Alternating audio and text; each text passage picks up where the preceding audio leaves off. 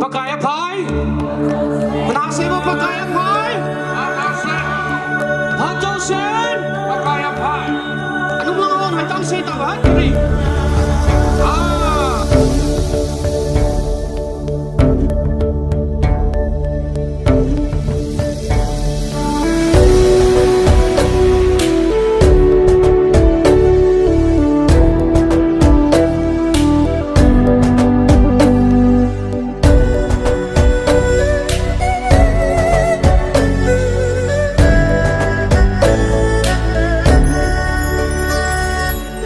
Pakai wak sui na langai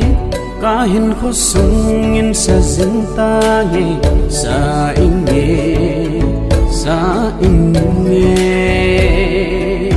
Tisel na laddo kahi huhing na tsuka chantai ka chantai Aman hin na ipitai Ati sen ni nay hatai Aman hin na ipitai Ati sen ni nay hatai Ngay lúc ra lì Van mi thêm thêm sa vin Tôn gin tốt thôn sa vin Alla đam na thu sim ngày chăng Lê lê va na khi thông dinh dinh hèn Van mi thêm thêm sa vin Tôn gin tốt thôn sa vin Alla đam na thu sim ngày chăng Lê lê va na khi thông dinh dinh hèn lâu pina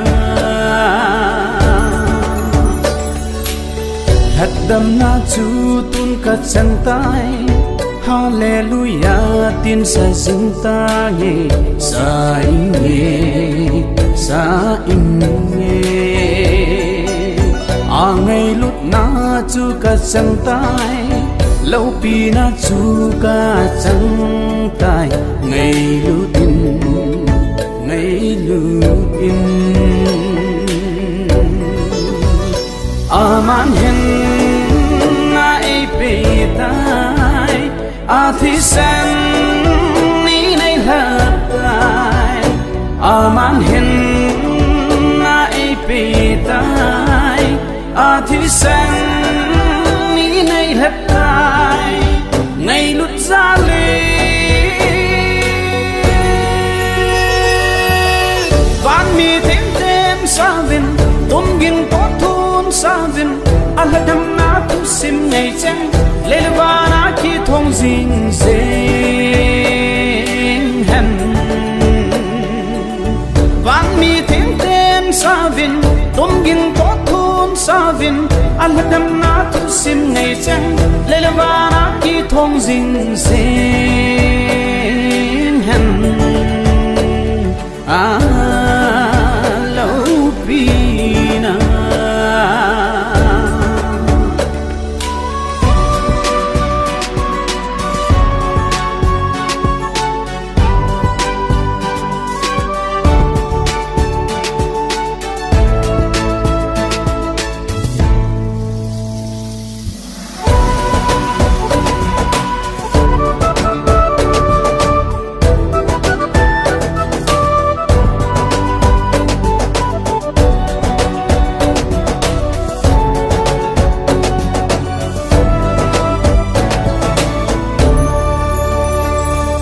Pakai va chạy la